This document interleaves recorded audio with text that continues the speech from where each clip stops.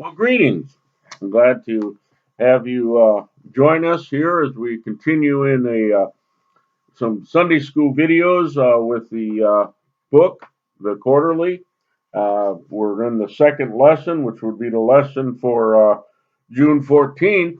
And I mentioned last week, if you're following through with the lessons, we're beginning in the book of Judges this quarter. And last week we saw about Ehud, the left-handed judge, who freed Israel from Moab. And today we're going to begin to look at today and next week our Sunday school lessons about Gideon. And Gideon's one of my favorite judges. I like Gideon a lot, and his story I can relate a lot sometimes to Gideon, as we'll look at him this morning. And I think Gideon has a lot to teach us. So we're going to be in chapter 6 of Judges. Judges 6, verses 11 through 24 are the focus of our Sunday school lesson. And just to open up with some introductory remarks to this, of course, Judges is the book of cycles. If we talked about last week, Israel is in the land. The Joshua and the elders that served Joshua have died, and Israel has gone into a system of the following the Lord and then abandoning the Lord, committing idolatry, and following after the gods of the nations. And then God will bring in a nation to oppress them as punishment, and then until they cry out on repentance and turn back to God, and then God raises up a judge or a deliverer to bring them back into uh, following Him.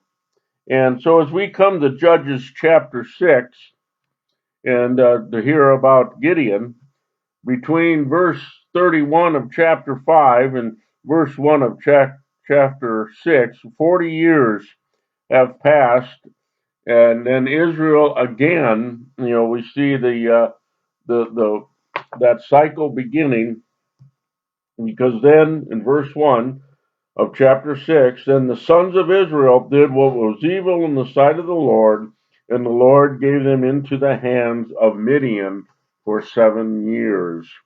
So now they've been in Midian.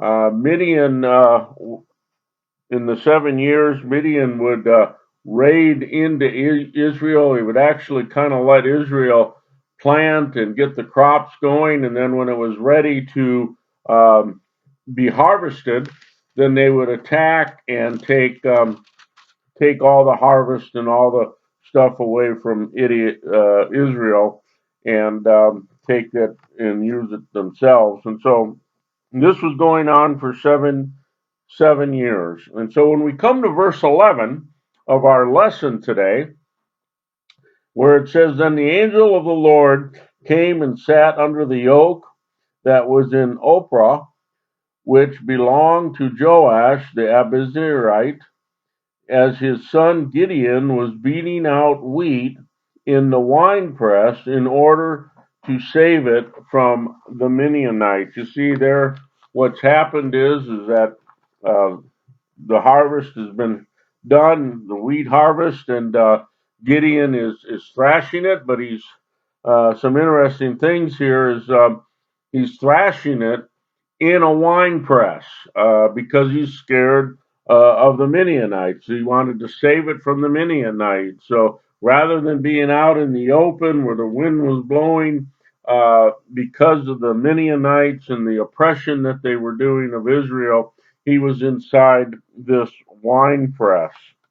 And so the writer of Judges, tells us that the angel of the Lord visit him. Now, in the Old Testament, the angel of the Lord is often considered to be a pre-incarnated appearance of Jesus Christ, the second of the Trinity. and the Son of God. So, and that is probably the case here, where this pre-incarnated uh, Son of God, Jesus Christ, appears, and he appears in Oprah. Now we don't know for sure where Oprah is.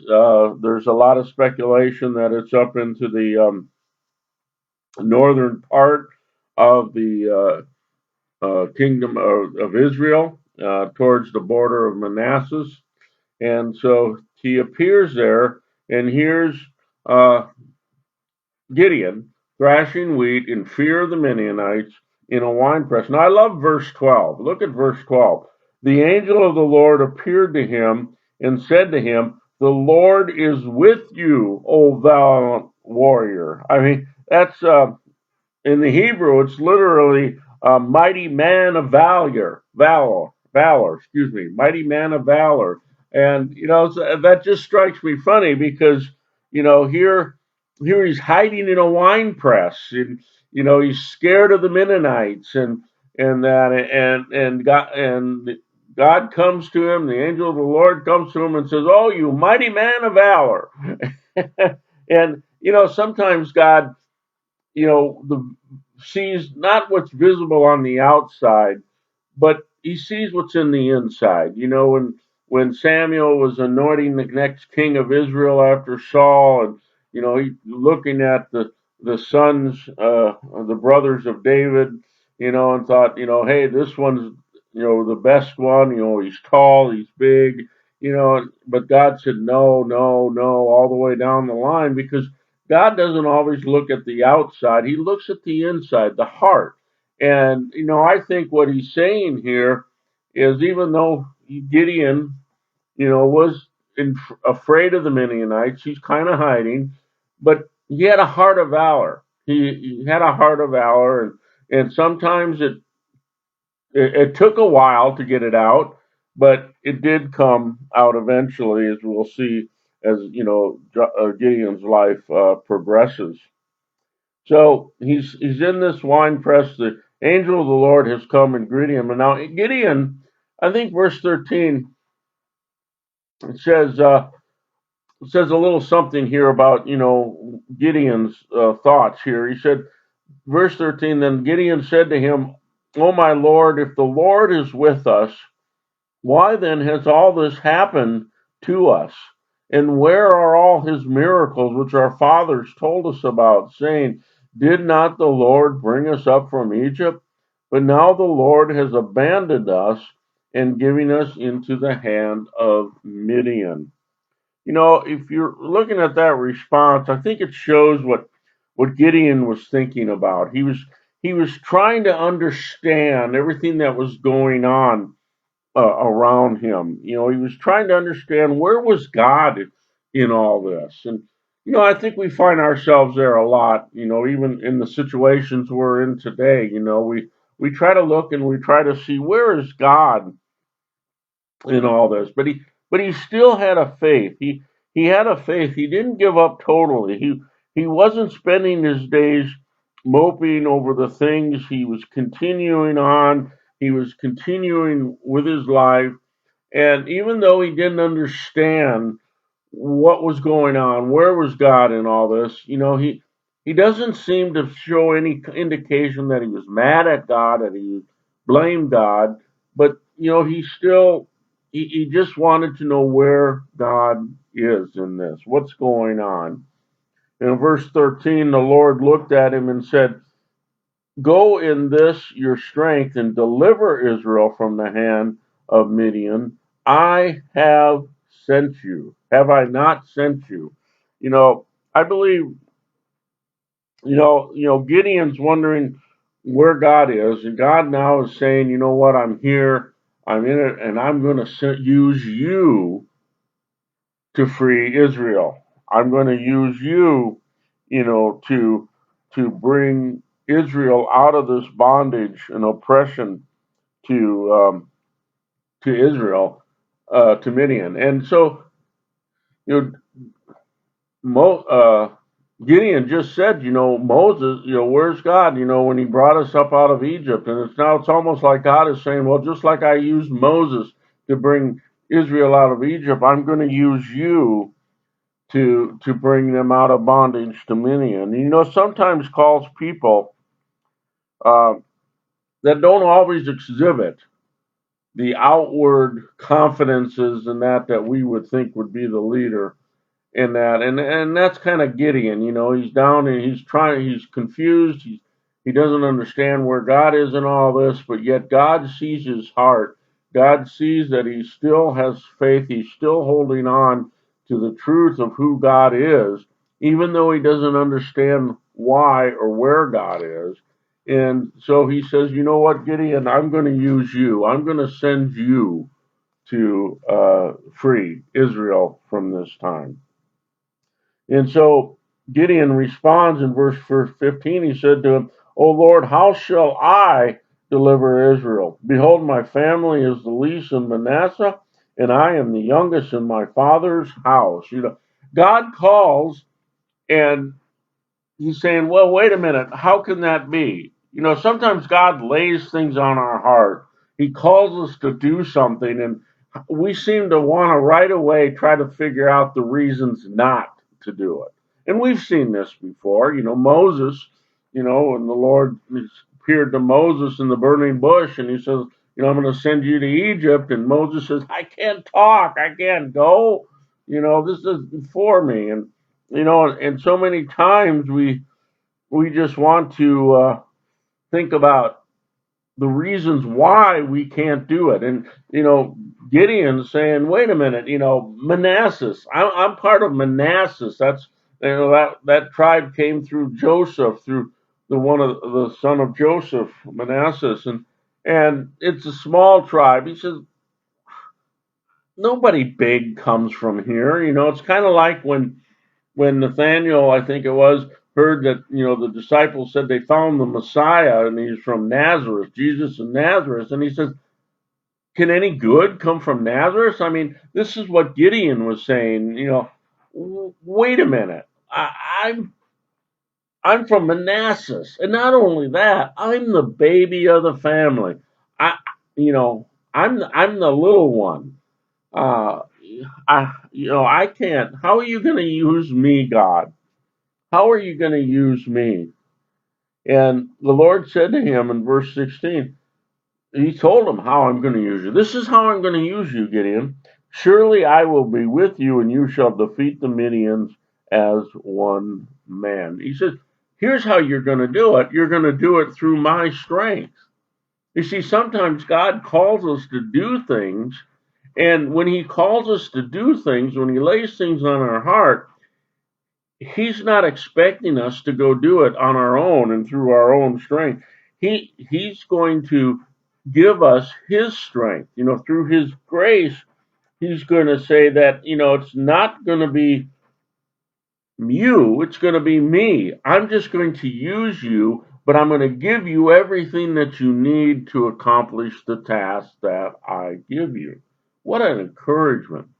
And I think maybe Gideon, next week after we see how he defeats the Midians and that, he looks back on this, and I think he'll probably think, why, how come it was crazy of me to, doubt God. He called me, he's going to give me what he wants me to do, and so we that's a lesson for us here. uh, when God lays something on our heart, He's going to give us the ability to do it. If He calls us to do something and we know that, He's leading us, then it's not going to be our strength that's going to accomplish it. It's going to be His. And that's what He's saying here in verse 16. He says, I will be with you. That's the key. That's the key. I'm going to be with you, Gideon. And and God's going to display that even more next week when we look at Gideon when he goes into battle, as God strips everything away that would give any credit to the power of Gideon and his strategical warfare, and that all credit will be taken away, and it'll only be given to God because He is the one that's going to provide the strength that Gideon's going to need. So Gideon responds again in verse 17. He says, "If now I have found favor in your sight, then show me a sign that it is you who speak to me." You know, Gideon was big on signs. We're going to see that here next week. But, he said he wants to know. He says, "Okay, let me know for sure that this is you, God." Now, probably this appearance of the angel of the Lord was probably a lot like the appearance when he appeared to Abraham along the road, and the angel of the Lord and then two other angels were with him, and they looked like they looked like men, and this is probably the way he was appearing here. His just appearance of an ordinary man. And so Gideon, maybe he's thinking at this time, okay, this is a prophet at first, maybe telling me this, but he wants to know for sure. Okay, is this coming from God? So he says, give me a sign, show me. And so show me a sign. And then he goes on and he says, please do not depart from here until I come back to you and bring out my offering and lay it before you. And the angel of the Lord said, I will remain. So Gideon goes out and prepares this sacrifice. He prepares a meat and bread, and he brings it to him. And he wants to see, is he going to accept this sacrifice? How is he going to accept it? Maybe Gideon was going to just see if he accepts this sacrifice, then he's accepting an offering that Gideon is offering to God, and so he's saying that will be the sign. So that when he comes back with it in verse 20, the angel of God said to him, "Take the meat and the unleavened bread and lay them on this rock and pour out your broth." And so Gideon did that. Then in verse 21, then the angel of the Lord put out the end of the put out, excuse me, the angel of the Lord put out the end of the staff that was in his hand and touched the meat and the unleavened bread, and fire sprang up from the rock and consumed the meat and the unleavened bread, and then the angel of the Lord vanished from his sight. Verse 22, when Gideon saw that he was the angel of the Lord, this confirmed it. He said, oh, he's the angel of the Lord. God is the one that's sending me this message. And when he saw he was the angel of the Lord, he said, alas, O Lord God, for now I have seen the angel of the Lord face to face.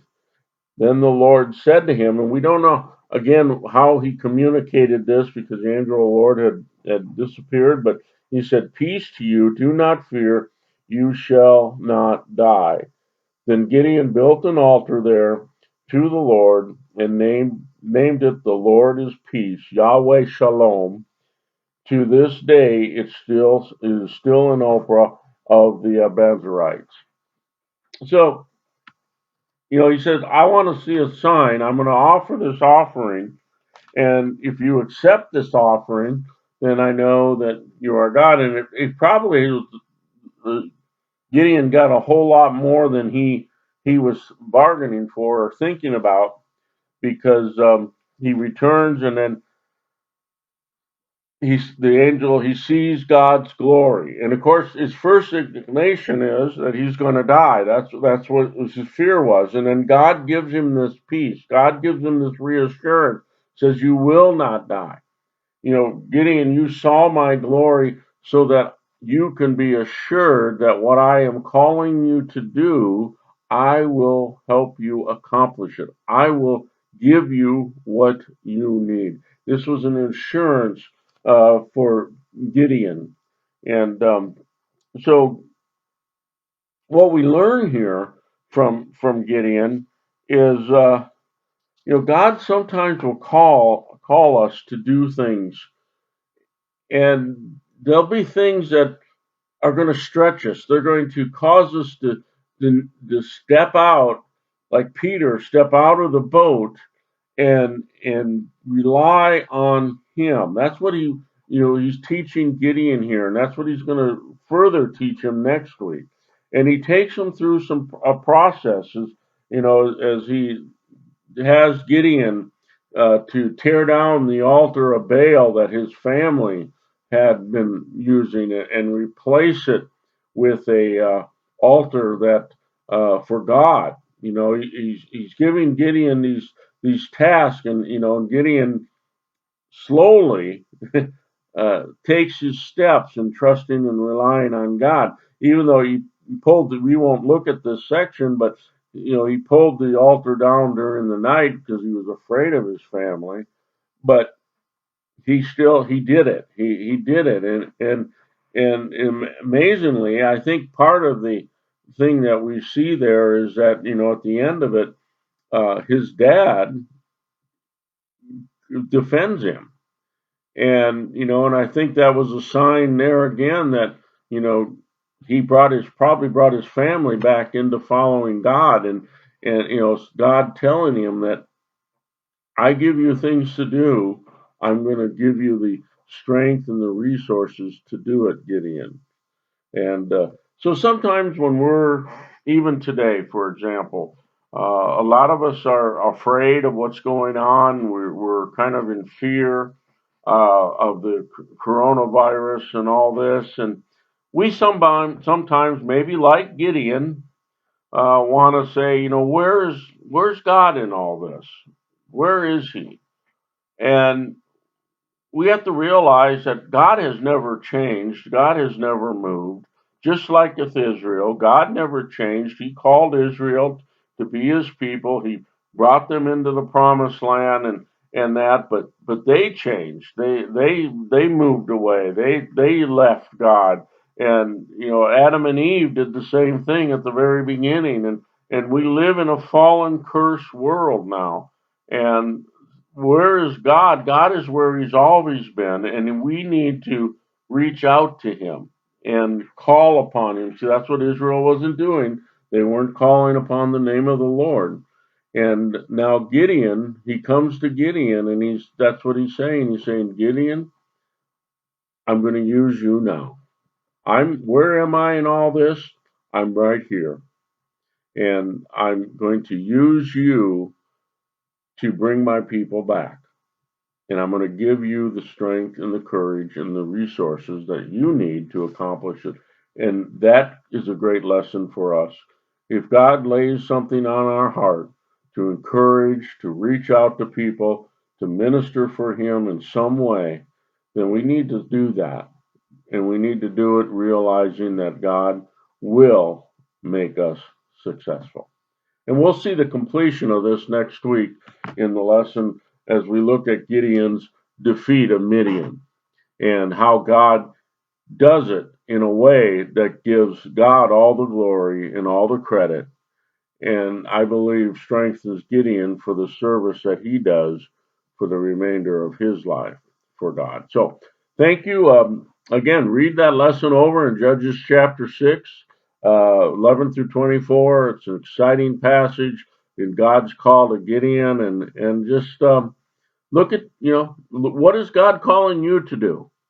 And how can you do what God's calling you to do is by relying on him. So thank you, and God bless, and we'll talk to you next time.